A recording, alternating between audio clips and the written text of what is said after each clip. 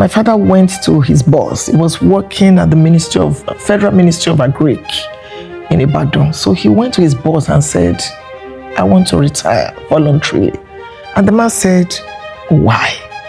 My father said, my daughter just gained admission to secondary school and I need to pay. The man said, you are mad. If you had said your son, oh my God, your daughter that will get pregnant in school, he said I was telling him that I'm going to be great. Because my maiden name, my surname in Yoruba is Ihimekaye, meaning my news goes around the world. Such a prophecy. That's so prophetic. He said, I kept telling him. When my father was telling me this story, he looked at me and said to me, you are my gratuity. Oh my God. You are better than 7 sons. After I got born again, I became a member of a Christian fellowship. I would go very early on fellowship days to sweep the church. But no matter how early I went, there was always this brother that would be on his knees. His shirt would be wet, praying. I would sweep around him. And then service will on. And today that happened to be my husband. Oh my God. I want you to talk to wives now. One of the things you said was, God hold me responsible, which means you were telling God, I'm committed to this. I'm committed to this man. I know that you've been there for 41 years. What's the one thing that you know that works every time for a wife? I think I've heard you say, every woman must have their own money. Every. What drives that? Why do you think that? Esther chapter 1. Hi everybody, welcome to Matriarch Moments with Mildred Kingsley-Okonkwo. This is an amazing idea from God, because one of the scriptures that have been a foundation for my life is the scripture that says, let the older women teach the younger ones. And I know it talks about loving husbands and loving, but I think that God was trying to set a principle of mentorship. And anyone that knows me knows I'm very big on mentorship. I believe that a lot of mistakes that we make can be avoided. A lot of things that we're struggling to do, we can learn easily by watching those who have gone ahead of us. And today I have the rare and awesome privilege. I'm sure you guys can tell I'm very excited to speak to one of the matriarchs of the faith in Nigeria. She literally needs no introduction, but for the sake of the few people who I believe may not know who she is, I'm going to tell you a little bit about her, just a little bit, because what we're going to do is I'm going to ask her questions about herself so you can get to know her more, and so we can learn lessons from her life and how she has become the woman that she is today, the woman that is an inspiration to so many other women all over the world. So my guest for today is Funke Felix-Adejumo. I almost feel like it is a sin to not add mama in front of it. Mama Funke Felix-Adejumo, who we all fondly call FFA. She is a mother, she is a leader, a matriarch in every sense of the word. One who starts with humble beginnings, but she's proof that a woman helped by God is a woman that will go far in life. So I don't want to do too much talking. I'm going to get her to tell us a bit about herself. I've heard her story. I watched so many videos. I am a huge, in fact, I'm Famzin, daughter, fan, everything. So I'm going to have her tell us a bit about her beginnings and how she became who she is today. So please help me welcome, with all the honor that you can muster, all the reverence that you can find, Bishop Felix, Funke Felix-Adejumo. Thank you so very much. Thank you. That introduction was, what a beautiful lady I have here as my host. Pastor Mildred is a blessing. A massive blessing alongside her husband. I call him Pastor K of God. Both of them are true blessings to our world, and it's an honor to be here today to share my story with the world. Thank you, ma. On your platform. Thank you for having me. Thank you. And congratulations on many fronts. Thank Number you. one, on your birthday. Thank you. And then your wedding anniversary. You make marriage beautiful to people. Thank you. We thank God for you. Thank you, ma. Thank you so much, ma. But today is really about you. So I know that, like I said, I watched a few of your videos, where you talked about humble beginnings.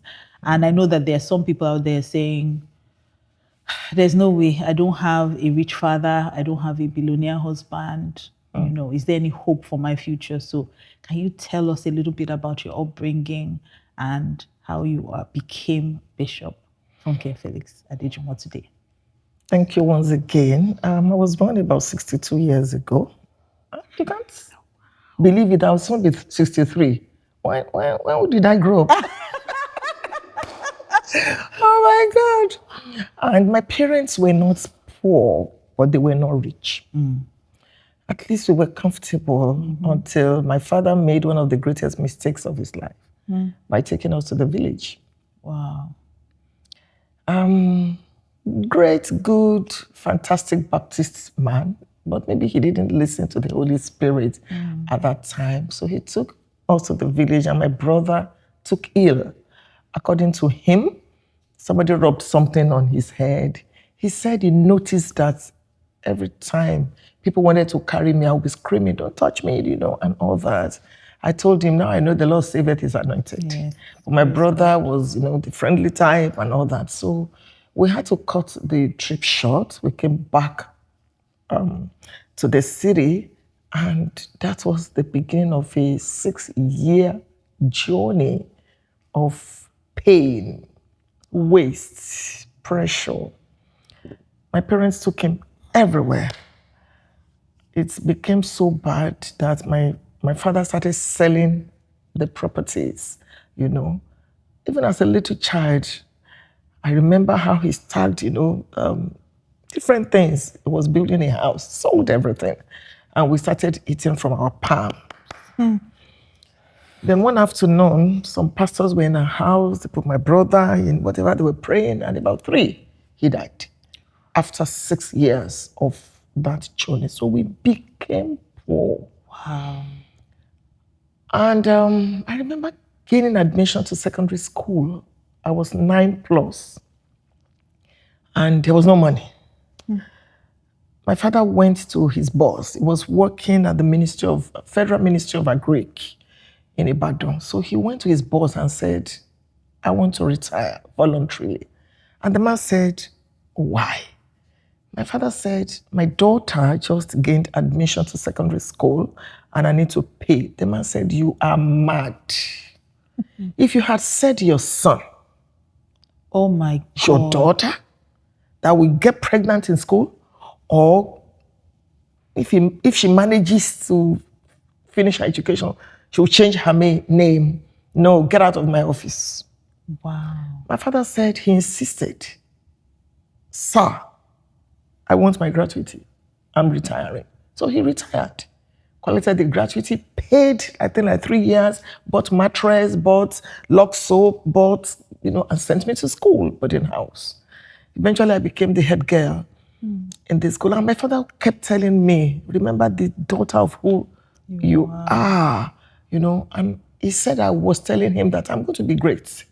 Because my maiden name, my surname in Yoruba is Ihimekaye, meaning my news goes around the world. Such a prophecy. That's so prophetic. He said, I kept telling him. My father said he looked at me and said, "No, this is the girl that will take my name around the world. No, I'm going to retire." 2 weeks after, the boss, I had gone to school. 2 weeks after, the boss called him back and said, "You challenged me. Take back your job. But when it is now time for you to retire, there will be no gratuity." So when my father was telling me this story, he looked at me and said to me, "You are my gratuity. Oh my God. You are better than 7 sons." Wow. That's my background. And if you understand the Baptist background, we were taught well, raised well, correct native intelligence. They pumped value into us. We were not rascals. Taught us about marriage, gave us values, societal values and all that. So I grew up in a godly home. And I got born again early. I was about 14 when I got born again. It was my Baptist choir director that led me to the Lord. I used to be very, very rascally. In all my life, I've never fought with a woman, except one woman that was pregnant. I beat her. That when she had her baby, I had to go check to be sure the child was good. I was always having a pant underneath, no matter what I wear. There would be like a trouser, so because fights fight anywhere. Sometimes in school, secondary school, I would just sit like this. One boy would just come and slap me, and stars would come out. And the boy will say, Funke, what were you saying when we were on the assembly? And then we will start. So that was the kind of a girl. I think I was just trying to protect my space. I said, life has dealt with me. No, you won't take my dignity, that kind of a thing in my life. So this day that I was going to be born again, September 14, 1978, the night before, the evening before, we went for choir rehearsal, and my choir director said, Funke, bring your CV. I just finished secondary school. My education was very fast. Bring your CV to my house tomorrow. I'm taking you to a place to look for a job. At the back of my unregenerated and unborn again mind, this man wants to take advantage of me. He will know today. So the following morning, I put on my pants, put on my, and said to my uncle's wife, the way I'm looking at it, you're going to meet me at the police station. Yes. Because this man, we deal with him today. So I took off. We went to the office, I still remember the place, dropped my application. And then when we're coming back, the man said we needed to come to his house. So I was ready. I sat at the first chair at the entrance of his living room, just remember parlor. This man went into his room, brought out a Bible, and read from Galatians chapter 5, 19 to 22. Till tomorrow, I cannot remember what he said. But I knew he was just talking about my life. Describing. I was all tears. About 11:40 in the morning, I knelt down, September 14, 1978, and I gave my heart to Jesus. And the trajectory of my life changed forever and ever. I'm grateful. Wow. Just meeting Jesus can transform your life. That's literally what I've heard from here. But I think that one of the things that I also love about your story is your father.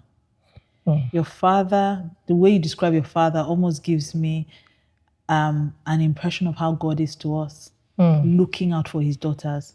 He was ready to lay down everything because he believed in you. And even when it meant people thinking he was mad. Honestly, when you said, his boss said, are you mad? I didn't expect that he was angry because he's a woman. Now I know that your dad stood for you at that stage, but over the years, I'm sure that you have met those brick walls where people have said to you, you cannot do this because you're a woman. You cannot do this because you're a woman.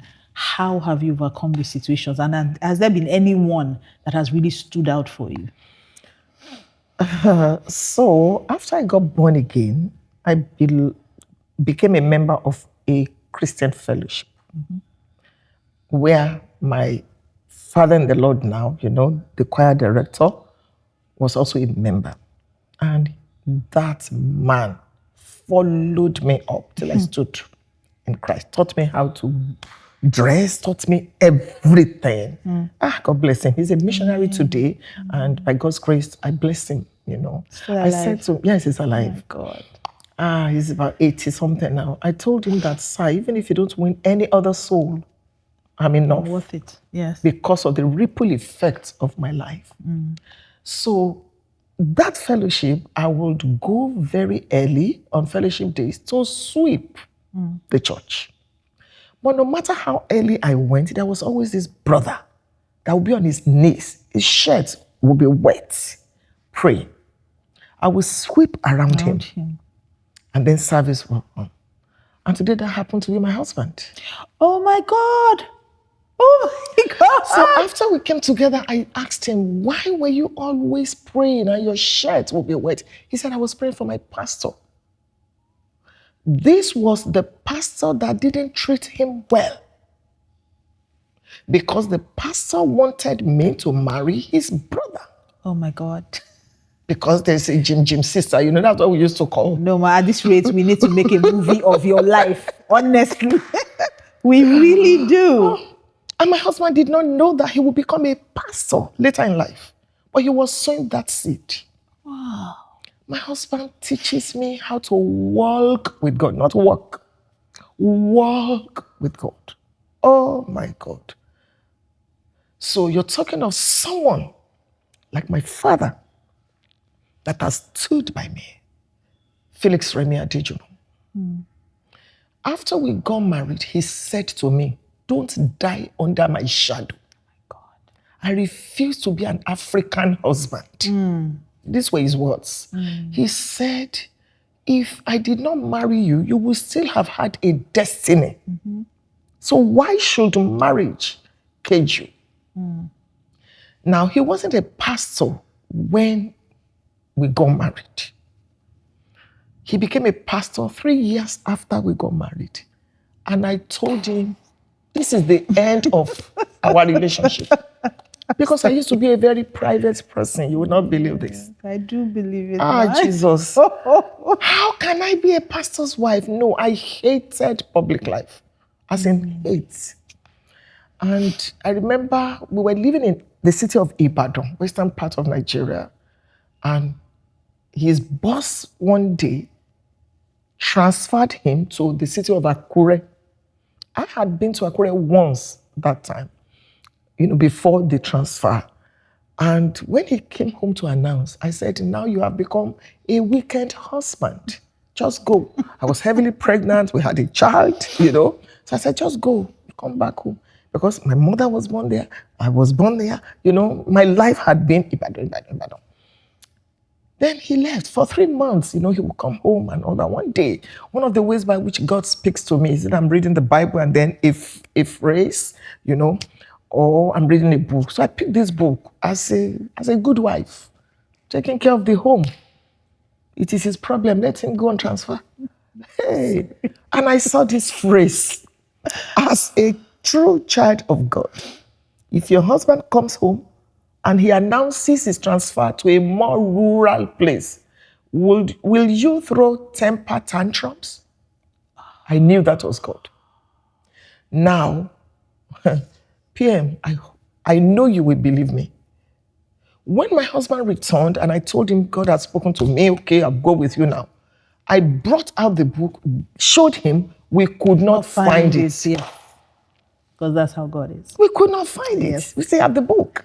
So I knew, we're good.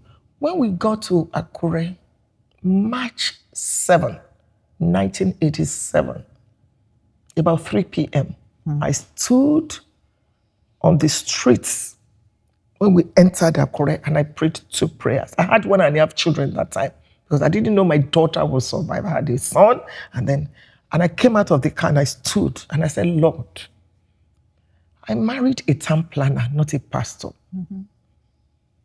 You gave me an encounter and I'm here. Please hear these 2 prayers. I said, number 1, Lord, I will so much stand by Felix-Adejumo. If he fails, hold me responsible. I said, number 2, Lord, I give my life to you. If there are 10 women in this region that you want to lay your hands on, let it please you to make me one of them. And I know God had those 2 prayers. He did, ma. He did. He absolutely did. That's where I am today. And I've heard this over and over again because I'm sure you could see me completing the prayer with you. I know. So I see the way you talk about your husband and how, how he's been such a blessing to you. And I couldn't help but pick up on that phrase where your husband says, I don't want to be an African husband. So my questions are 2. Is there such a thing as an African husband? And secondly, with this new generation, it seems like marriage just isn't working. When you talk to them about marriage, they tell you it's a scam. If you talk to them about marriage, they say it's men's invention to enslave women. You know, there's always something nasty to say about marriage. So how have you stayed married happily for 41 years? Longer than most people have lived. Stayed true to one man, stayed happily with that one man, and stayed committed to him. Deep. When they say, oh, deep. Deep. So, let me start from the first question. Is there an African husband? Yes. Yes. Capital Y-E-S. Yes. Most African men are African husbands because we run a patriarchal society. I'm a law student, so you know when you study law, you'll understand that a woman is a chattel. She's a property in many cultures. When a man dies intestate, no will, she's one of the things you will divide and distribute. Yes. So that's where many men have grown up, even though they are born again. But you know when you get born again, it's your spirit that is born again. Your body is not born again. Your mind, your soul, Romans 12, you know. So, and also because of the experiences that they've had, many men have never seen their fathers display, Affection. Public display of affection, nothing. You've had to sit and there, come back, and all that. Even me, as Baptistic as my father was, as fantastic as he was, I will see my mother serving water on her knees. And my father would take the water and not say, stand up. And that was what the mentality I brought to marriage. Maybe we'll get to that. So, African men, yes, the woman is nothing. She's to be seen and never heard. That is even when she's seen. And it's the same men that we have in the mosque. It's the same men that we have in the church. The same men in politics. The same men are policy makers, and they grew up like that. So it takes a conscious effort to see men like my husband, men like Pastor Kingsey-OKonkwo, the way they treat their husband, how their wives, how they have allowed their wives and how they have given their wives space and place. It's insecurity. And insecure men are very dangerous. Very, very dangerous. So we have African men. Husbands. Even though we also have wives that are evil. Maybe we'll get into that. Evil, but that's the truth. I've seen a lot. Marriage is not a scam. Marriage is neither Western nor African. There's no marriage in the Western world. And there's no marriage in the African setting, core African setting. Marriage is biblical. Marriage is a gift of God. And it's a gift from God. But you see, it takes levels of maturity to stay married. We don't have a perfect marriage, but we have a great one. There are days I wake up and I'm asking, are we still married? Because of what happened yesterday. I'm just being real. So 41 years, you can imagine what we've been through. Even while we were cutting, they call it dating now, 4 times. We said, You're not doing no, I'm not doing it. Because one day my husband came in, he wasn't my husband then, and said, okay, what kind of a home do you want? Oh, I said, I want a home where nobody will just disturb us, just the two of us. We just knock our door. Anybody's I had even forgotten that we'll be working. If anybody was coming, they will give us notice. He dropped his head. I said, oh, by the way, what kind of a home do you want? He said, I want a home where the door will be open 24 hours. People will come in and eat the last meal. I said, I can't marry you. I don't want. I didn't know he would become a pastor. So I have also grown. One thing I need to say here is that when we get married, we have only married a version of that person. And if your spouse continues to improve, self-develop, and the other person does not, after some time, you become insecure. When we got married, I wasn't a graduate. I noticed that my husband's circle of friends was changing. He started mentoring governors, commissioners, and all that. They were coming to church. So I said to myself, one day I will no longer fit the front of this man's car. I went back to school. I went back to school, got my degree. And both of us, each person grew. Now that I'm studying law, I noticed that because I have coaches apart from school, at 60, you need extra. So We're even still going to talk about that because who goes back to school at 60, ma? Thank you. So I noticed that when I'm in class on Zoom, my husband is sitting and he's listening.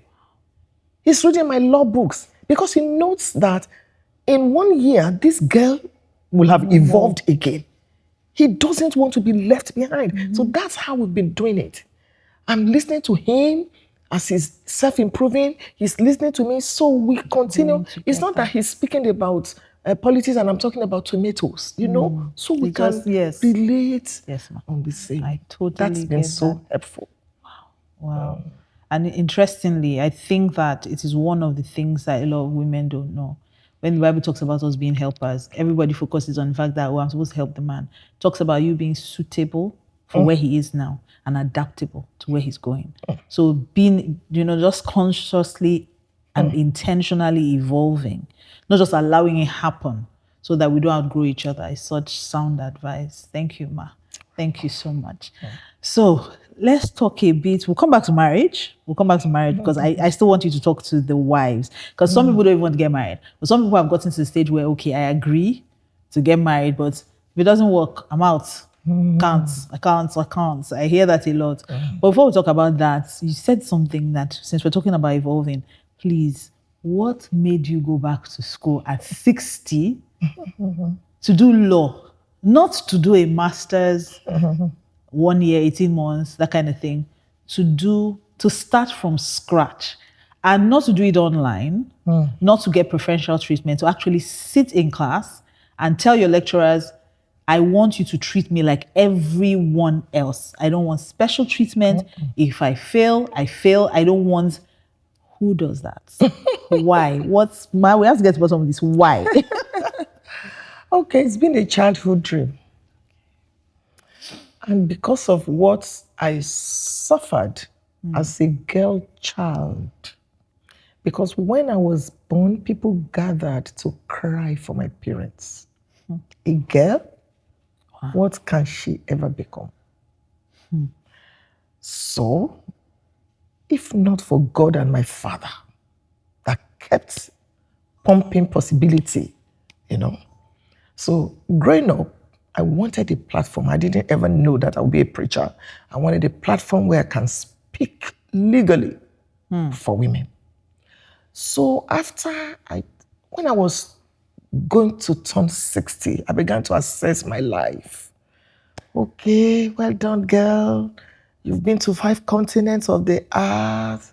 You've preached from Genesis to Revelation.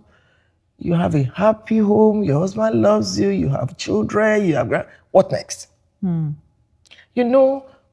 conference that this is you and God. Yes. Nobody, because there are 2 people you can't deceive, God and yourself. So, madam, what next? Do you have any regret? And honestly, I realized that I had 2 regrets. Number 1, I wish I knew about the technology of IVF because I'm very fertile. 4 children in 6 years, that's fertility. Yes. I would have donated my eggs free of charge. So I said, now I'm menopausal. Post-men, I can't do it. Yes. So what can I do? I said I will start sponsoring IVF. So that's what I do now. And God has been very good. Number 2, I wanted to be a blessing, a billionaire, a barrister. I said, this barrister something is still missing. And now God has even added bishop. That was not so in that's my... 4 B's. Yes, because you do exceeding abundantly. Exactly. Ephesians 3:20. So I said, this barrister thing, Jesus. So I went to church and it was after service. I sat in my car. I wanted to go to drive home. And then a lady that relates to me in church, he said, Mama, how you feeling? You're going to be 60. I said, Pam, I have 2 regrets. I said, what? I told her. She said, but you can still do it. Oh God, man, see I have good people in my body. Go to a private. I said, really? Really? That was Sunday. Monday, I was in school to obtain a form. I walked straight to the registrar's office. He said 5,000, this, that. I paid. And when I started, I shared some of my story when I came to preach for you in Lagos. When I started, I realized that at home, I was always watching Chinese television. So I said, no, this is not going to work. So I relocated to school. Yes. I started living in school. Focus. My school is just 15, 20 minutes from home. I'll sit there. During exam, I'm in the front. Go there, any lecturer ask. One of the lecturers said to me one day, Ma, you know, we all listen to you and all that. I want to say something. I said, please go ahead. She said, thank you for not putting us in a situation where we have to be adding marks. Or lying for you. Oh my God. I remember my first week in school, the Dean of Faculty of Law said to me, Ma'am, the world followed you here. You cannot afford to fail. We all watch you online. Oh, pressure. Oh my God. So, 2 a.m., I'm reading in my room. And then I'll go on my knees, Father. This is the end. It's only you now. And the law. My sister. Law. Even as a young person, law would be demanding if you had nothing else to do but study law. How much more still traveling the world preaching? And I cannot believe only God could have done what I'm saying. When I look at my results, I don't just cry, I wail in gratitude to God. I'm almost done, and you will see what God has done for me. So I want to speak for women and men. I want to have a law firm where I can employ lawyers and then they can speak. So you don't want to hear me as a female preacher. You can't discriminate as a female lawyer. I have a legal backing. Yeah. That's what I want to do. Praise God. I heard you a couple of years ago saying that you wanted to fight for women. You know, you were sharing some of the stories, some of the very sad stories of women that you've had to work with. And I mean, because of your mantra, which is honoring God and serving humanity, this, I think, is another avenue to also do that again. So we're rooting for you. We're watching. We're watching. We're celebrating. Every time I see you put up papers, I'm like, hey, God. God, is this same heaven all of us are going to? Ma? Why are we doing this? You're adding to this, Ma, please. Don't do this. See who is no, Ma, we're inspired. We're completely inspired. I just want inspiration. You to know that we are inspired by you. Thank you. Thank you for that. The movie. Jesus. You have no idea. Thank you, Ma. So I want you to talk to wives now. We'll get to the girl. We've spoken about the girl child and some of those, some of the barriers you had to face. But I want to talk to wives. One of the things you said was, God hold me responsible, which means you were telling God, I'm committed to this. I'm committed to this man. Recently, I started running a mentoring program for wives called Wife 101. And I get to talk to a lot of them. And I find a lot of them are married because they thought marriage was the next necessary step. But when I start to talk to them about some of the things that marriage requires of you, some of the adjustments you will make, some of the prayer you will make, some of the growing up you will make, some things you just have to, it's not that deep. I just have to face what I came to do and not make a fuss about unnecessary things. But I find that most of them say, you know what, if you know work, I'm done. Like, it's not, Pastor, I can't. I can't. This man is that. I know that you've been there for 41 years. What's the one thing that you know that works every time for a wife? Every time. What's the one thing that works, and what's the biggest advice you will give a wife? I wish that there'll be something for husbands too. Because the rate at which we are going, if we don't raise the boy child, we'll continue to have this problem. Because a lot of women, we've been to conferences, we've been mentored, and all that, but they are frustrated. That's the reason they are here. My greatest advice to wives, know God for yourself. Marriage is hard work. Marriage is warfare. There are many things working against marriage. Many things. Tangible, intangible. And this is 2025. It's not even getting easy or easier at all. So know God. And I'm not trying to be religious. I'm just telling you, that's where your identity is. Because any man can fail you.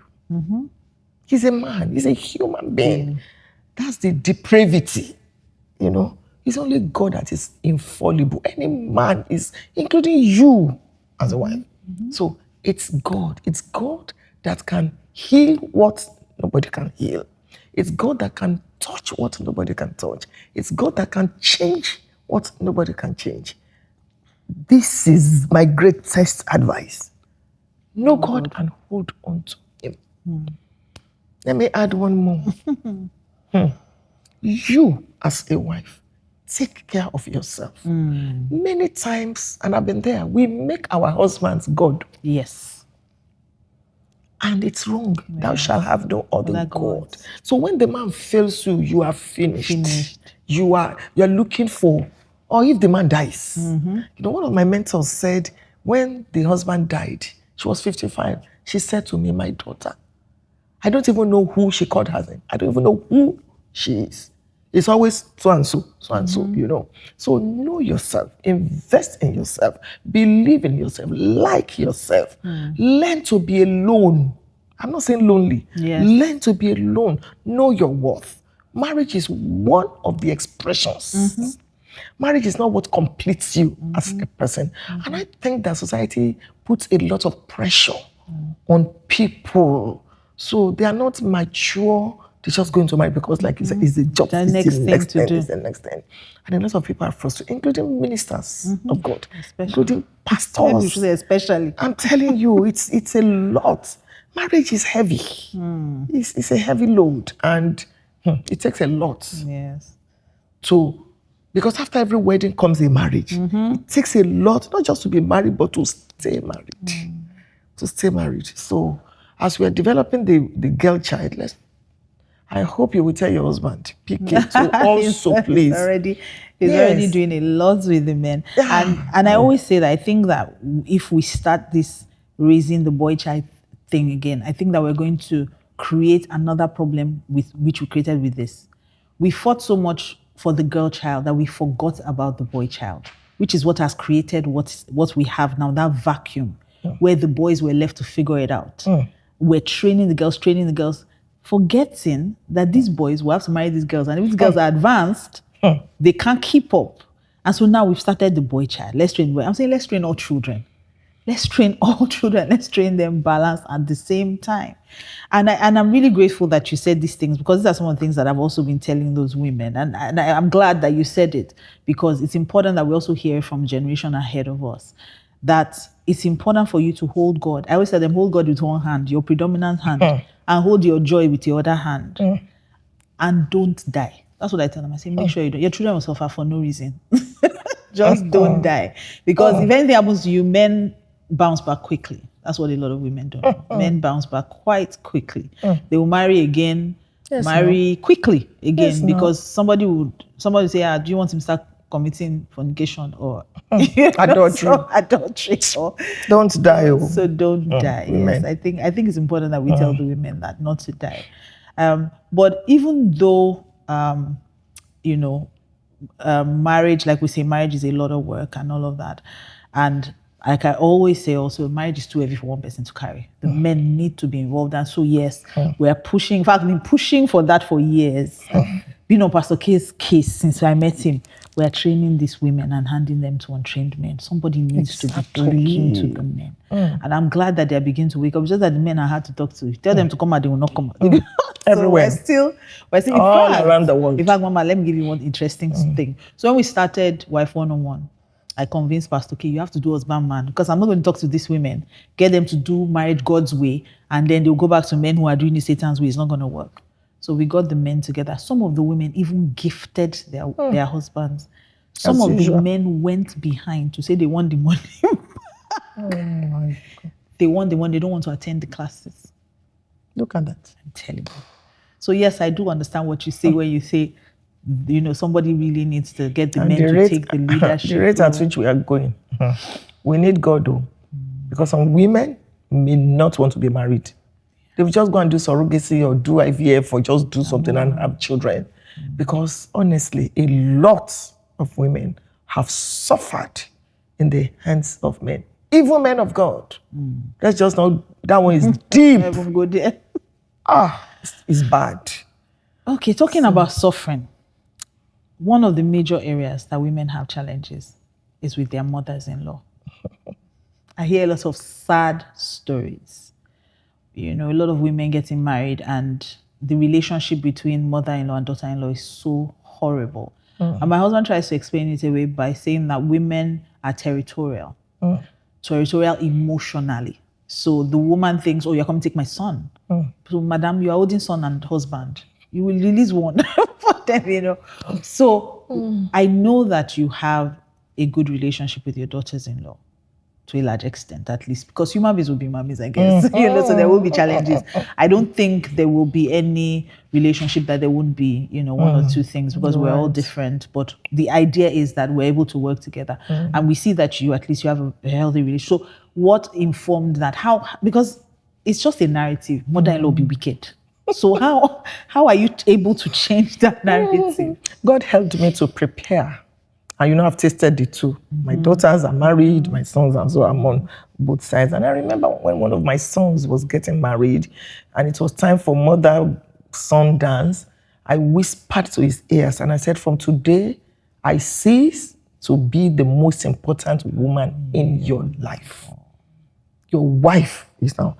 And I say to my boys regularly, if you can just love your wives half the way my husband loves me, your father, you won't have any problem with these girls. And when my daughters-in-law were coming, they really came. But me too, I was ready for them. That is not here. It is not here. I will love you to submission, you know. We have our issues, we've had our issues, you know, and all that. But I thank God. I thank God. In a little way, we're trying to change the trajectory of. The story has been very bad. It's not good. Some wives are evil. Some mothers-in-law are, they will say, witches. So when evil and witch encounter, it's horrible thing. But you know, little by little, I believe that the story is changing. We're not there yet, but at least, you know, we're on our way. And regularly, we chat. Sometimes I travel with them without their, you know, the husband. I just came back from Kenya with my daughter-in-law, the one that is married to my first son. And when she came to my room at the hotel, sat on the floor, we talked, you know. Sometimes I would say, no, this is not this, this is that. And I told them, tell me when I'm wrong, I'm not perfect. The FFA on the pulpit is different from the FFA as a mother, you know, and mother-in-law. So we trash our issues. So what's the one major thing? Because you say you love them people. What's the one thing? One mother-in-law is thinking, what can I do? Because I don't want to have a bad relationship with my daughter-in-law. The woman is thinking, what's the one thing that you think I can do, practical thing that I can do? Accept her as your own child and understand that she's different. She's different. Let her make her mistakes. Don't compare her with you. And there's no need for competition. No, your children are now 2, not 1. Oh, wow. There's no need to be bringing one and, you know. So. Wow. I think that's very important. They are now 2, not 1. So you traded in one to get to another. So you have 2 children. Buy one, get one free. Oh, that's amazing. Thank you, man. Thank you very much. Okay, so you have lived 62 years now. 62 years. And those 62 years have been very impactful. You have preached on platforms all over the world. Your voice is heard in nations I'm sure you probably never even stepped into. You've written, the last I checked, 50 books. I don't know how many they are now. 121. 121 books. Ma, how are you doing all these things? You. Okay, no, let's not do this. You. 62 years and you have done all these things. You run an orphanage, you have businesses, you have a resort place. I can't even count the businesses, there are many. You are doing all of these things. And I know that along the line, you must have made some mistakes. what is the one thing you wish you had done differently in these 62 years? I've learned not to be so trusting, to be careless. Because I'm choleric. And we are very loyal people. We're goal-getters. We're natural leaders. But we trust because we think everybody is like us. I've burnt my fingers a few times. So don't be so trusting to be careless. Don't be so trusting to be careless. That thing is so loaded, and I don't think it's what they unpack in front of the camera. So I'm just going to let it rest. We're going to meditate on that, stew on it, and the Holy Spirit will teach you people what she's trying to say. Okay, another question that I have is, what three things do you believe have gotten you to this point, of success in your life? Of course, without trying to be that one is not to be religious, grace. Yes. The grace of God that makes your life expensive and makes you every time teary. And when you're alone with God, maybe in the bathroom or in your prayer closet, you are wondering, God, you and I know that this couldn't have been me now. Maybe Lord, or you are asking God, how did I get here? Who did they just introduce? Stuff like that is a major factor in my life that, in fact, is the beginning to the end. That's number one. Number two is that I'm very focused. I'm not easily distracted. Maybe they can say, that is stubbornness, but it has paid off. I face where I'm going. I qualify my relationships. I'm not just, yes, I can be an acquaintance, that, but I guard my space.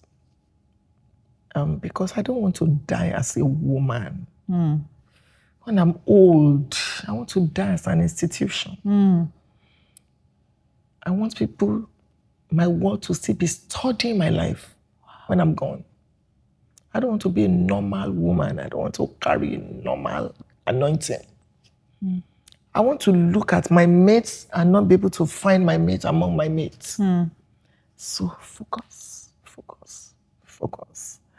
Very important. I must say that I'm a Jesus' girl. Oh, I love God.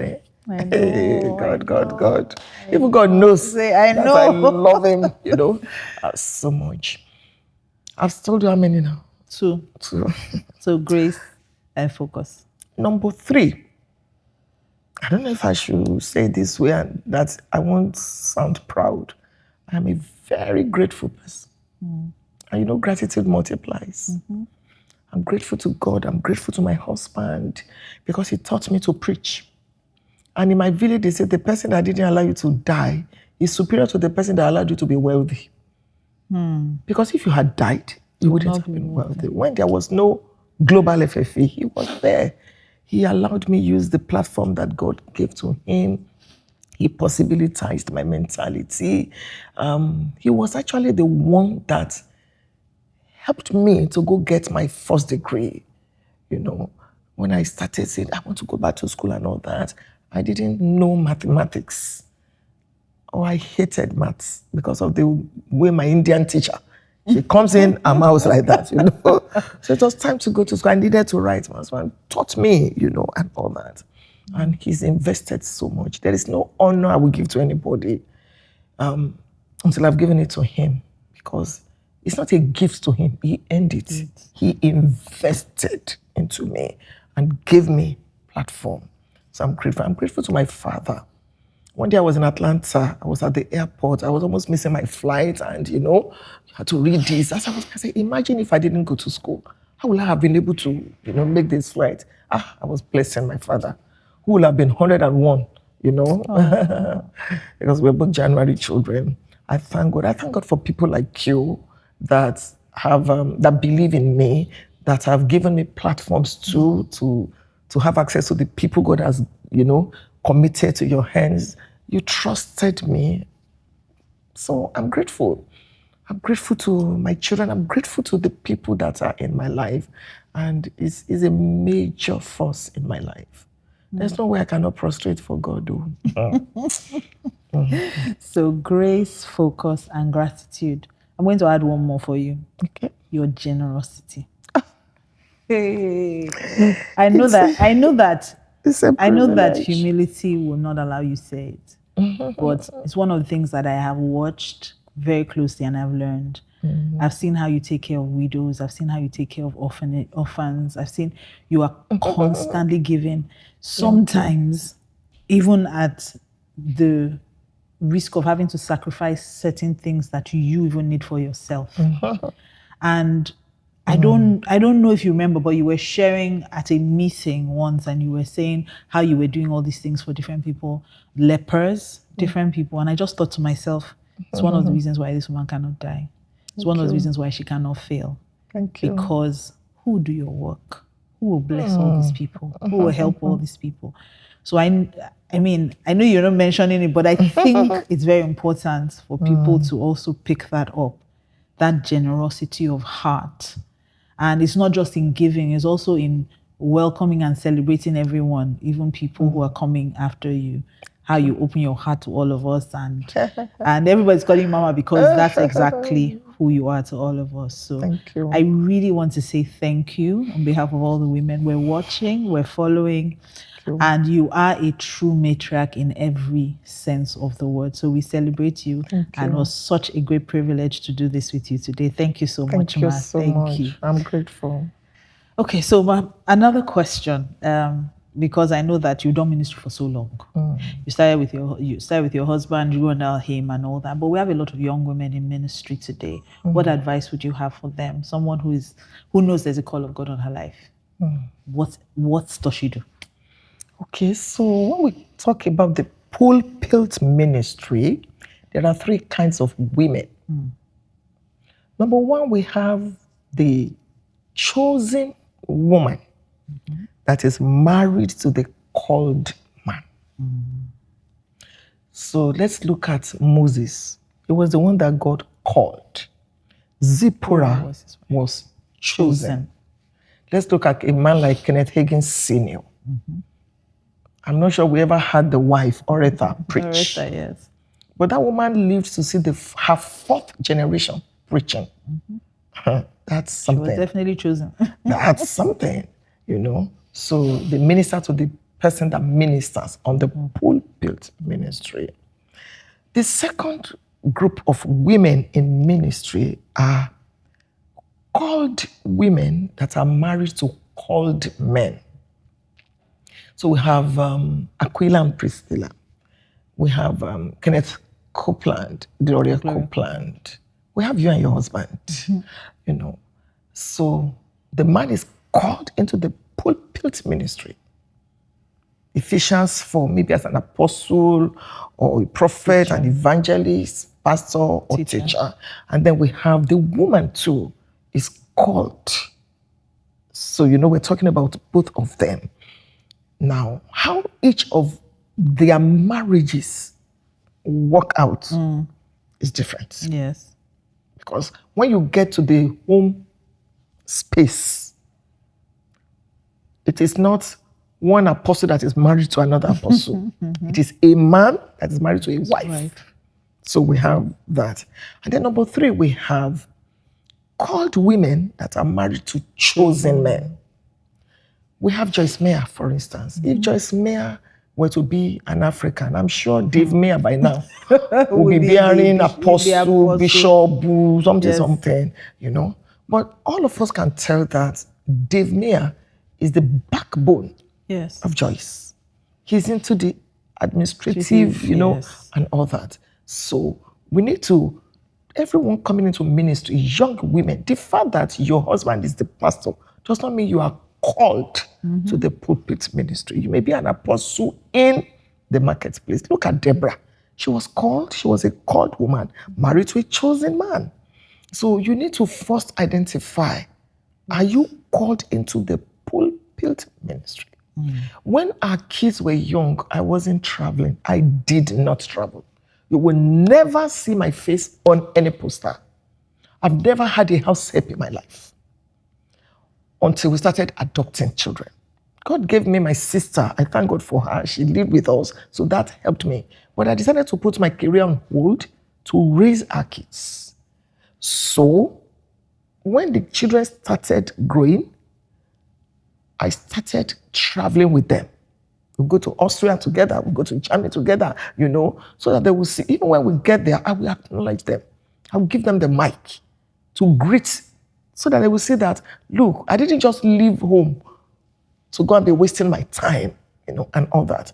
And I still travel with them, even as we speak.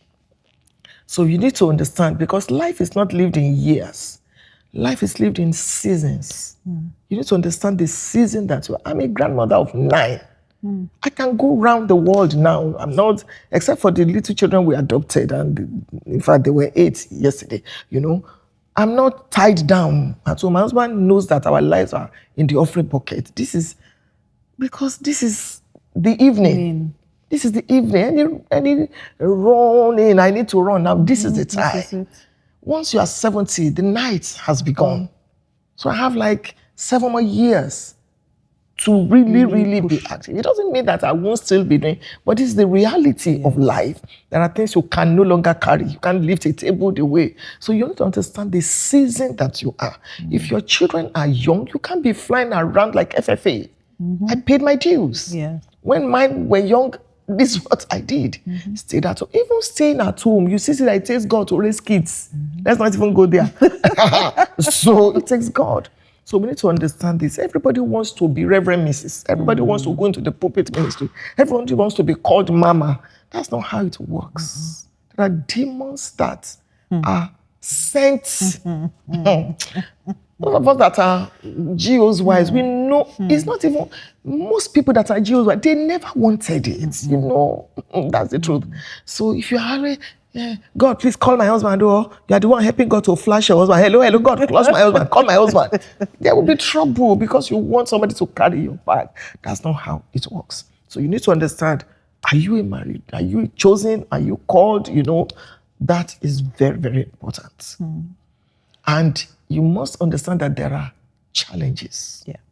There is joy. There are privileges. Exodus chapter 18, Zipporah was sent back. The first pastor's wife. She missed the miracle of the parting of the Red Sea. First pastor's wife. Ministry is tough. Ministry can be frustrating. One lady walked up to my husband's office to propose marriage to him. And my husband said, don't you know I'm married? She said, I've been in this church for 4 years. I know you have 4 kids. So you can imagine. There are people, my husband will say, there are people that are not happy that you are happy. There are people that want you to go to bed and not wake up because you are married to the man, they will give anything to sleep with. So before you go into ministry, make sure you are truly called. And then your work with God, you can't joke with that. Prayers, worship, study of the word, giving, the company you keep, mentoring. These things are very important. So much to unpack there, but because of time, there's something you talked about when you talked about their seasons, and I hear you talk about that a lot, that there are seasons in everyone's life. There was a season where you decided motherhood was your priority. You wanted to stay home and train your children. What is the biggest lesson you've learned about motherhood? Because like you were saying, you say, even at home, it's still God. So what's maybe I say the biggest secret to parenting? Let me say this, there's no perfect parent anywhere. You will still make your mistakes. You can pray, and your child can still miss it in marriage. That's the truth. You can pray, and the child is still. So no child is sent to any parent. Children are only sent through us. Yes. So once you understand that, you know that child does not belong to you. You do your best, and then you leave the rest to God. But please don't kill yourself because of any child. And don't live your life in the way our parents lived their lives. Oh, when I grow old, it's these children that will take care of me. Retirement plan. Retirement plan. They will take care of you. But if your child gets 1 million today, you're not the first person the child will remember. Mortgage is there, house rent is there, the wife is there. So, because that's what Psalm 1 tells us now. Nobody, no matter how fantastic Pella was, he couldn't play football or soccer in every season of his life. Really? So you need to understand that. So that's why you don't eat with 10 fingers. You save, you invest, you consolidate, so that in the evening of your life, when you can no longer run around, when there are no meetings, when there is no honoraria, you know that you can still fly business class, you can still fly first class. It's very important. And then we'll not be putting pressure on our children to take care of us. So what I'm hearing the most from all that you said concerning parenting is we should understand that we're just God's nannies.